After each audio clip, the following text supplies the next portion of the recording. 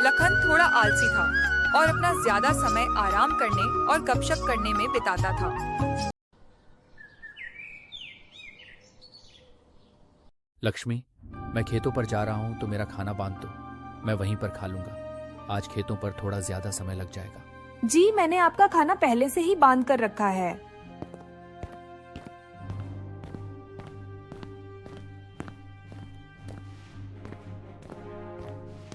यह लीजिए, आपका खाना समय निकाल कर खा लीजिएगा।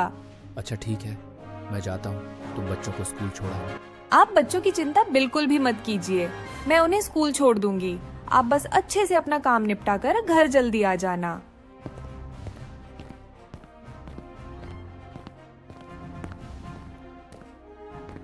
अजी, सुनते हो खेतों पर नहीं जाना है क्या?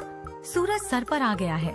उठना नहीं है क्या? इतना सारा काम पड़ा है और तुम अभी तक सो रहे हो। अरे क्या हो गया भाग्यवान, तुम सुबह सुबह इतना क्यों चिल्ला रही हो? चिल्लाऊं ना तो और क्या करूं? सूरज सर पर चढ़ा गया है और तुम बिस्तर पर से उठाने का नाम नहीं ले रहे हो। खेतों पर नहीं जाना है क्या? अरे भाग्यवान, चला जाऊंगा, इतनी भी क्या जल्दी है? खेत कहाँ भागे जा रहे हैं? जी, आप अपना काम समय पर कर लीजिए। इतना आलस मत कीजिए, वरना एक दिन बहुत पछताएंगे। अच्छा ठीक है, अब मुझे उठने तो दो। हाँ ठीक है, मैं खाना लगा देती हूँ। आप जल्दी नहा कर आ जाइए।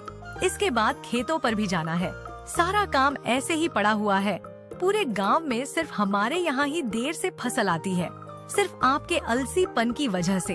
अब बस भी करो। सुबह से सुना जा रहा हूँ चला जाऊंगा, जा रहा हूँ नहाने।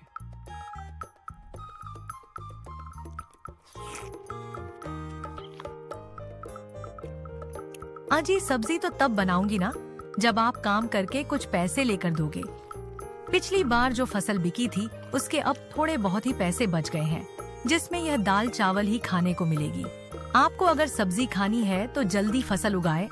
इसको बोलने से अच्छा तो मैं ये दाल चावल ही खा लेता। अच्छा ठीक है, तो मैं खेतों पर जा रहा हूँ।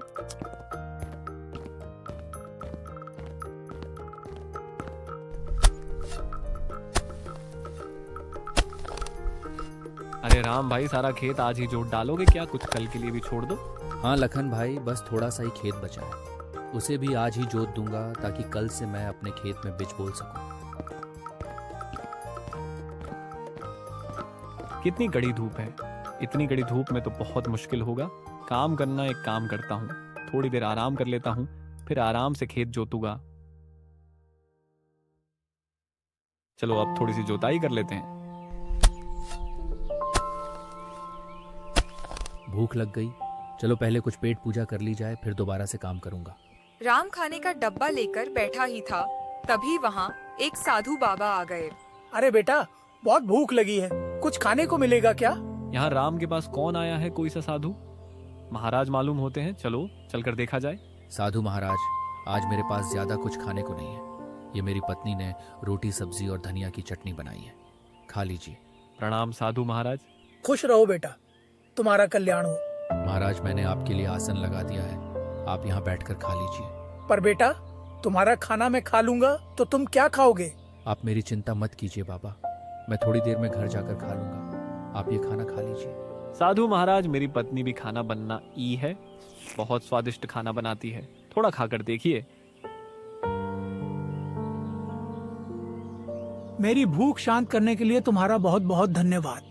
धन्यवाद की कोई जरूरत नहीं है बाबा, यह तो हमारा परम सौभाग्य है कि आपने हमें अपनी सेवा करने का मौका दिया।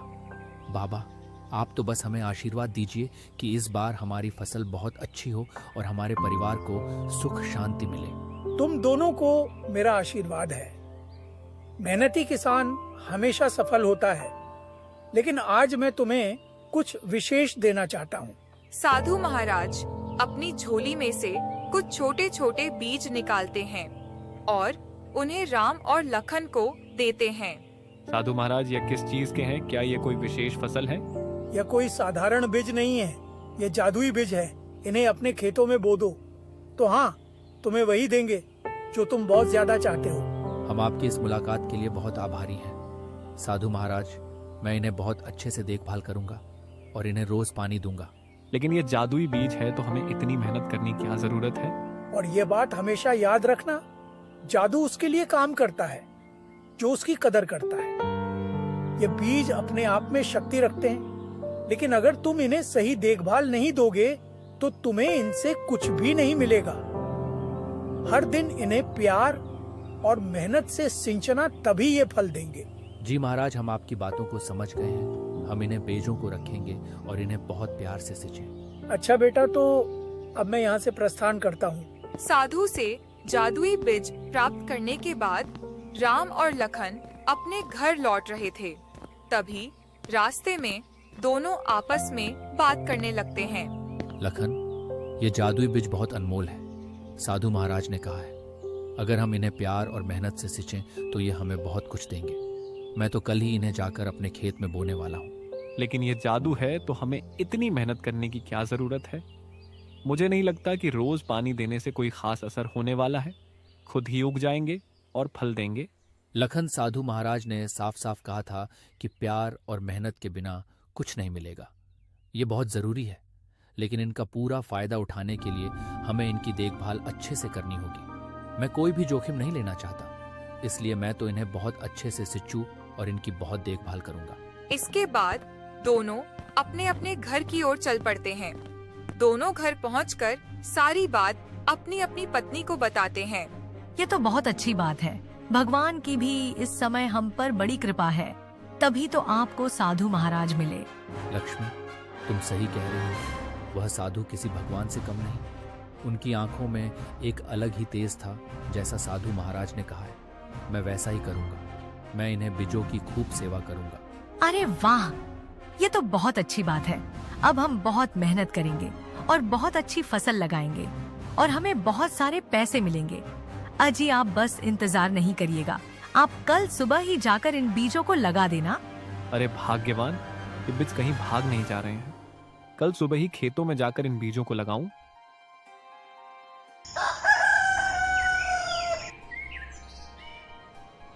मैं आज खेत में ज्यादा समय बिताऊं। साधु बाबा ने मुझे जो बीज दिया है वह आज खेत में बोने हैं। मुझे लगता है कि अगर हम इन बीजों की अच्छे से देखभाल करें तो हमें बहुत लाभ मिलेगा। जी, ये तो बहुत अच्छी बात है। ये लीजिए, आपका खाना समय निकालकर खा लीजिएगा। क्या आप अभी तक सो रहे हैं? आज खेतों में बीज रोपाई करनी है और आप अभी तक सो रहे हैं। जल्दी उठिए, आपने बताया था ना कि साधु महाराज ने आपको जादुई बीज दिया है। जल्दी उठिए, चलिए। हाँ भाग्यवान, उठ रहा हूँ, मुझे सब याद है। तुम क्यों मुझे बार बार याद दिला रही हो? आप ऐसे निश्चिंत होकर सो रहे हैं, मुझे लगा आप भूल गए होंगे। नहीं, मैं कुछ नहीं बोला हूँ, मुझे सब याद है। तुम खाना लगाओ, मैं नहा कर आता हूँ।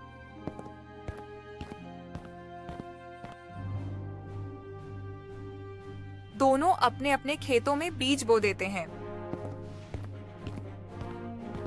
खेतों का काम अच्छे से निपट गया ना?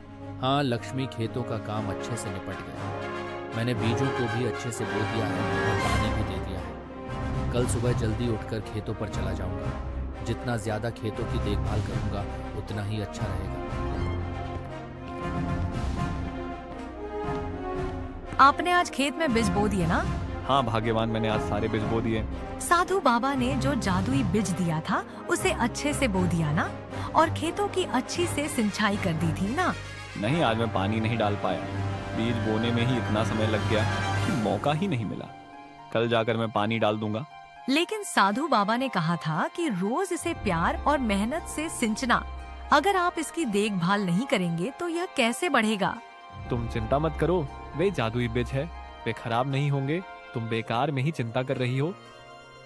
साधु बाबा ने कहा है कि बीज जादुई है। मेहनत के बिना कुछ भी हासिल नहीं होता। तुमने देखा ना, मोहन अपने खेतों में कितनी मेहनत करता है। अगर तुम भी मेहनत करोगे तो हमारे खेत में भी अच्छी फसल आएगी। मैं कल जाकर उनमें पानी डाल दूंगा।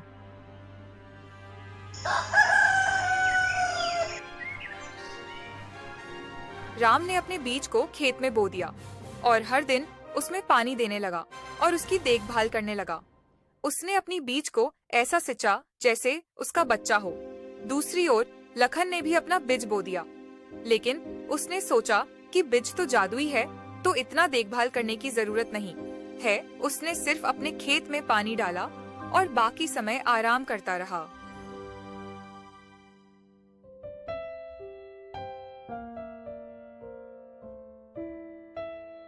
खेत में हरी भरी कद्दू की फसल आई, जो देखने में गोल गोल मोटी ताजी थी। प्रत्येक कद्दू का साइज आम कद्दू से काफी बड़ा था। उन्हें देखकर राम बहुत खुश हुआ। उसने यह बात जाकर अपनी पत्नी को बताई। उसकी पत्नी भी बहुत खुश हुई और वह दोनों कद्दू की फसल तोड़ने के लिए एक साथ खेतों में आए। हाँ, तो बहुत अच्छी कद्दू की फसल आई है। इतने बड़े कद्दू तो मैंने आज तक नहीं देखे, और ये देखने में भी कितने सुंदर लग रहे हैं। चलिए इन्हें जल्दी से तोड़ लेते हैं, फिर आप इन्हें बाजार में बेच आना। दोनों कद्दू की फसल तोड़ने लगते हैं और देखते ही देखते उनकी टोकरी कद्दूहों से भर जाती है। जब उसकी पत्नी कद्दूहों की फसल की ओर देखती है, तो जहाँ से उन्होंने कद्दू तोड़े थे, वहाँ पर दोबारा से नए कद्दू लग जाते हैं। राम जी, देखिए यह क्या हुआ। अभी हमने इन फसलों से इतने सारे कद्दू तोड़े थे, यह देखिए इनमें फिर से कद्दू आ गए। हाँ, तो सच में जादुई बीज है। लगता है इनकी फसलें कभी खत्म नहीं होती। हाँ लक्ष्मी, ये बीज तो सच में जादुई है। अभी तो हमने इतने सारे कद्दू तोड़े थे और फिर से उतने ही कद्दू आ गए। हाँ जी, हमारा तो भाग्य ही चमक गया। अब तो इन कद्दू को बेचकर हम बहुत सारे पैसे कमाएंगे। वहीं दूसरी ओर लखन के खेत में सिर्फ छोटे छोटे पौधे उगे थे और उनमें कोई फल नहीं आए थे। लखन अपने खेत में फसल को देखने के लिए पहुंचा, तो अपने फसल को देखकर उलझन में पड़ गया। अरे यार, जादुई थे ना, तो फिर इनमें फसल क्यों नहीं आए? लगता है वह साधु महाराज ने हमें धोखा दिया है। हमने झूठ बोला कि यह जादुई बीज है, जबकि यह तो कोई धारण बीज है। तभी लखन की नजर राम की खेतों पर जाती है। उसका खेत कद्दुओं की फसल से लहलहा रहा था, जिसे देख लखन राम के पास आता है। तुम्हारी फसल इतनी सुंदर कैसे हुई? लगता है वह साधु महाराज ने मुझे नकली बीज दिए थे और तुम्हें जादुई। दोस्त, साधु महाराज ने हमें जादुई बीज तो दिया था, लेकिन उन्होंने कहा था कि उनको प्यार और मेहनत से सींचना होगा। मैंने हर दिन अपने खेतों में मेहनत से पानी दिया और उसकी मिट्टी को ठीक किया, और उसी कारण मेरी फसल इतनी सुंदर और फलदार हुआ है। और तुम्हें तो मैंने कभी खेतों में अच्छे से काम करते हुए देखता ही नहीं था, तो शायद इसी वजह से तुम्हारी फसल इतनी अच्छी नहीं आई। लखन को अपनी गलती का एहसास हुआ। अरे नहीं, मैंने यह क्या कर दिया? ये बीज तो सच में जादुई थे। मैंने इन पर सही से ध्यान नहीं दिया, इसलिए इन्होंने मुझे फल भी नहीं दिया। यह सब मेरे ही गलती है। अगर मैंने भी इन्हें बीजों का अच्छे से पालन पोषण किया होता, तो आज मेरे भी खेतों में राम की तरह कद्दू की फसलें लहर रही होती। राम ने कद्दू को बेचकर खूब लाभ कमाया। वहीं दूसरी ओर लखन को पछतावे के अलावा कुछ भी नहीं मिला।